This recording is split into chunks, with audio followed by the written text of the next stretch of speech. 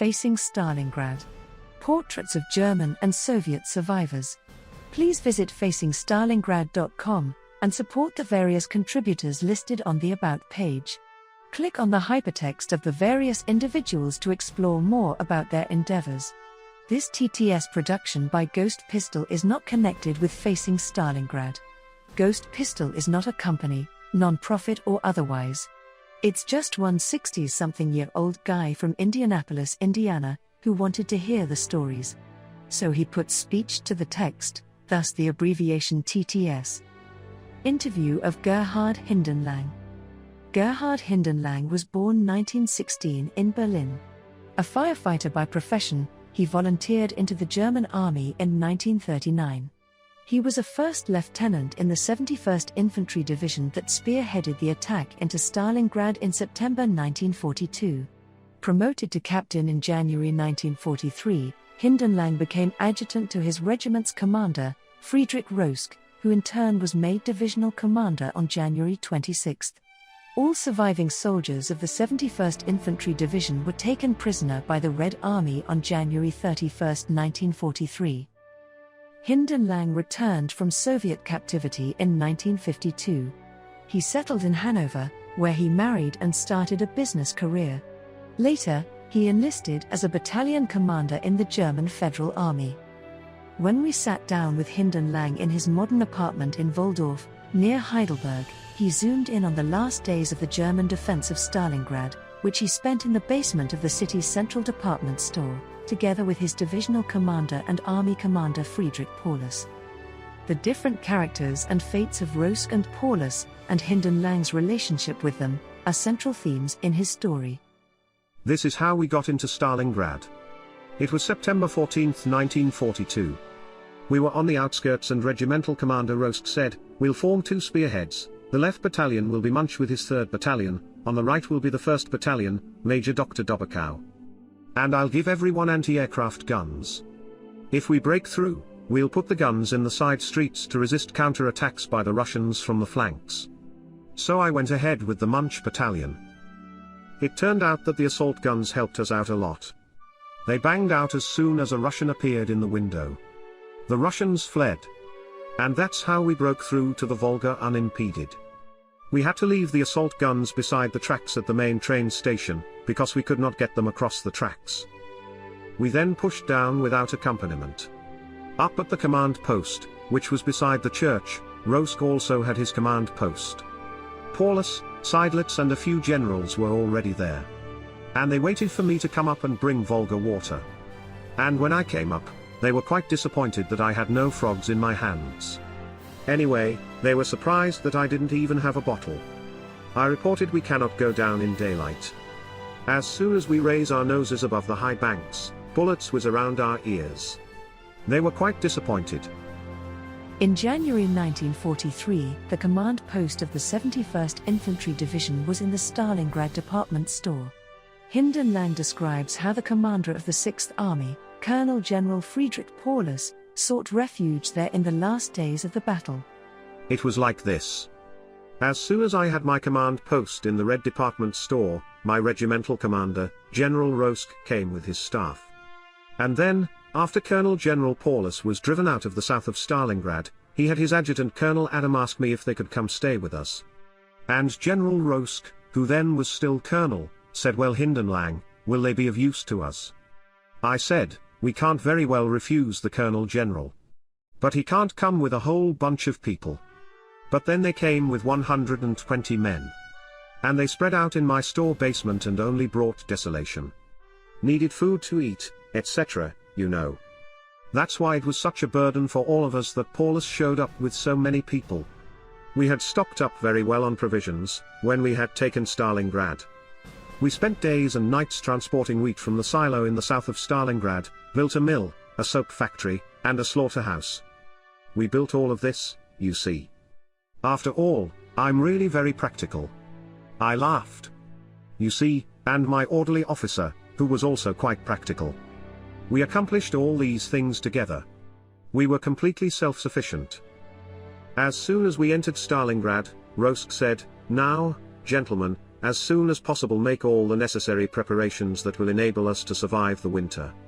And that worked quite well, and we still had enough provisions toward the end of the battle. But of course, we only had enough to feed the fighting troops. We didn't have enough to feed others as well. We were in big trouble. Well, now, as I mentioned before, Paulus joined us. He got my room, which was about as big as this square here. And his chief of staff, Schmidt, had his room on the opposite side of the corridor. "What is your opinion regarding suicide?" he asked me. On January 30th, I led 3 counter-offensives down at the Saritsa River and returned. About 15 minutes after I had come back, I was told that Colonel so-and-so, an artillery colonel, who had been deployed to our front with his fighting troop, had defected to the Russians with his battalion. Of course, the Russians were able to approach us through the resulting gap and surrounded my department store with tanks, anti-tank guns, and so on. And then I said to Colonel Rosk, "Colonel, tomorrow early in the morning we must capitulate." Now, that was in the evening on January 30th. And then a radio transmission came from the headquarters of the Führer, from the Wolf Schanz. The Wolf's Lair. According to the message, the Colonel General had been promoted to Field Marshal. And as I mentioned before, I said to General Rosk. Rosk had also been promoted to Major General. "We must capitulate." And then he said, "Well then, take both messages to the Field Marshal." I then went to his office, saluted and told him that a radio transmission had been received. I informed him that the message said that he had been promoted to Field Marshal. He replied, "Well, so now I am the army's youngest general and have to be taken prisoner." This made me pause, as I had assumed, just as Hitler had, that he would commit suicide. And he noticed that I was taken aback, and then asked, "What is your opinion regarding suicide?" I said, "I don't think it's a good idea. I lead a troop up until the last minute, and if I survive, I will be taken prisoner with my troop. To leave my troop to its own fate, I wouldn't do that." He then commented, "I'm a believing Christian, I reject suicide." But I think about 2 weeks prior to that, he had said that an officer should not be taken a prisoner. That would have implied that he would commit suicide. So that's how he twisted this thing. So, how did things go on after that? The next morning they told me that a Russian officer and a sergeant were standing outside at the gate. It was a wrought iron gate. They were requesting entry. I went to them with an interpreter and asked them what the Russian officer wanted. Well, he wanted us to capitulate. I then said, "Please translate, that we will only negotiate with an authorized officer of the Don Army." Well, as a result, General Laskin, Rokossovsky's chief of staff, appeared an hour later, with his entourage. General Rokossovsky was the commander of the Don Army group. We let him in. At the time only General Rosk was in my command post. General Rosk received the Russian general and stated, "I'm negotiating for the rest of the 71st Division."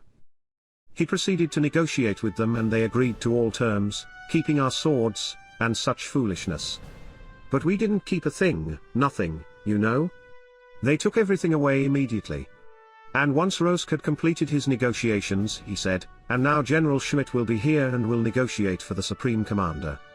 The Russians were left open-mouthed at that, because they had assumed that he, Paulus, was in the northern encirclement. They had no idea that he was with us, you see.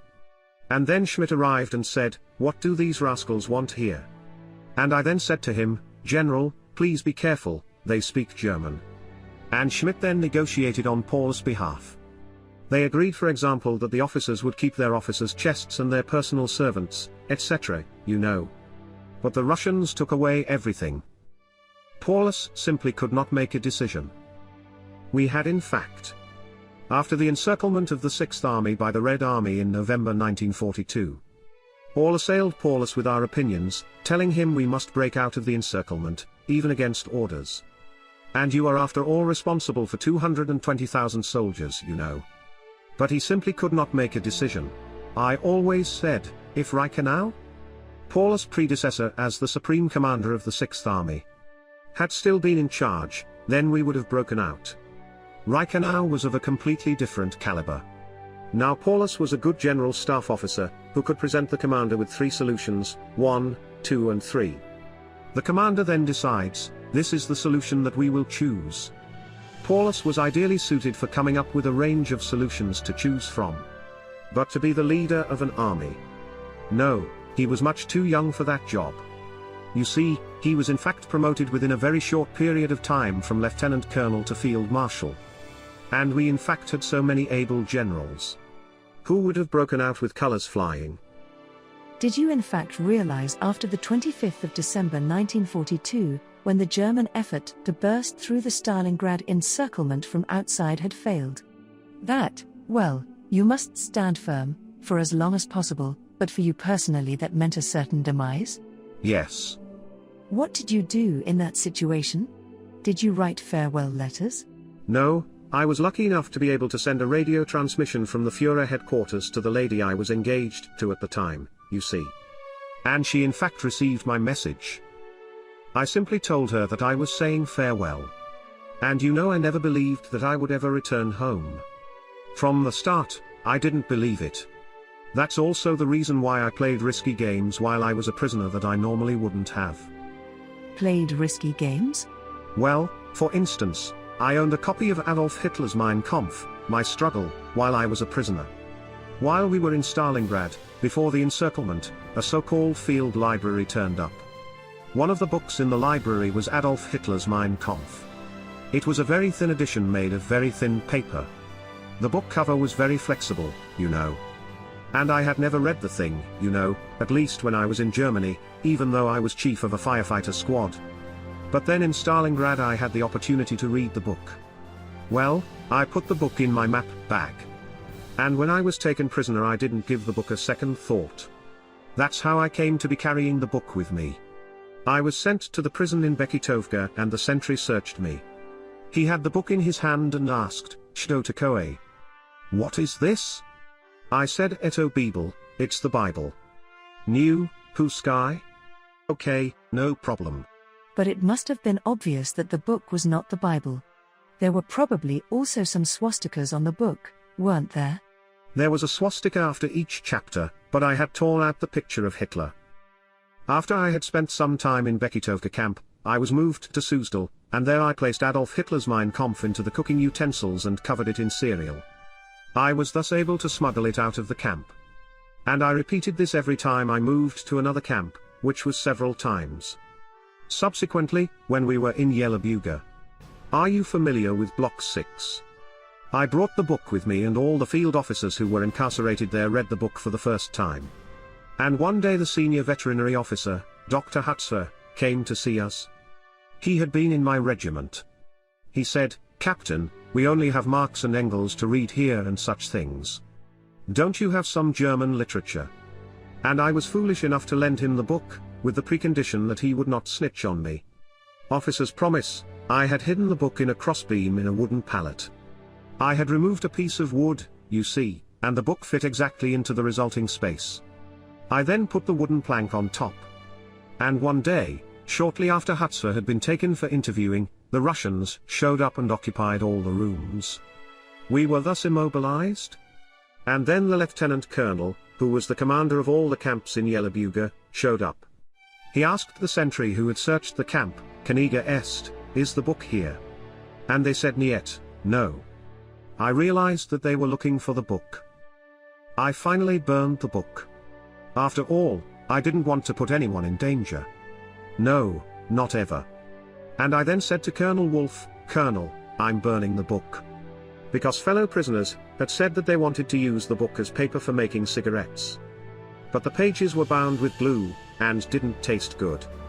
Now Pravda can be smoked. Yes. And Izvestia. Pravda and Izvestia, Soviet newspapers. But not this paper. Not Mein Kampf? No. That would make quite a blaze. So you in fact read the book for the very first time in the camp? Yes, yes. You never read it before that? No, not at all. What effect did the book have on you? Was it a type of immunization against Soviet propaganda? Did you read it and, in fact, read it with a bit of enjoyment? Not really. A large part of the book's contents were in sync with our way of thinking, yes. However, he writes on the first page, "Our path leads east." I didn't know that, you know.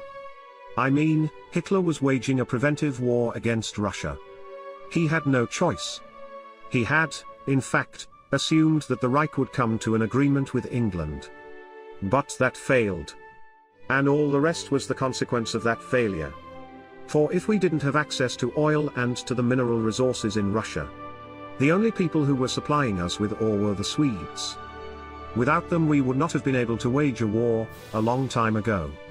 But I always say, we Germans in this big country, we would feed and look after the entire world, you know. Even in Russia? Yes, they don't know how to run their own country. It's all corrupted. I wanted to ask you about your commander, Rosk. You had a good relationship with him? Yes, very good. You knew each other for a long time? Yes, yes. I was his aide-de-camp, as early as the battalion leader training course in France. And he came to us of his own accord. Can you briefly describe what kind of man he was? A man of action. The opposite of Paulus? Yes, yes. Opposite, and he would have broken through. What happened to him? He too returned home in 55, and committed suicide on Christmas Eve of 55. Harsh fates, you know. In the future here in Europe we will be able to avoid such things. Today's youth wouldn't participate in these kind of things. Thank God. Yes, the times have changed. We were enthusiastic back then. Marching on? What does Stalingrad mean to you today? Well, it had a very strong effect on me. As mentioned before, I'm lucky to have an optimistic nature. I look forward, not backwards, you see. And so I survived all the breakdowns that I had.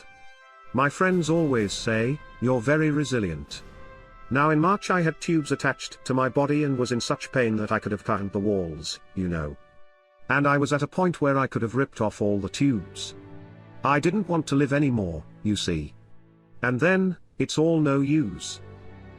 And you mentioned that you had discussions with your son, or that your son's opinions differ from yours. Yes, yes.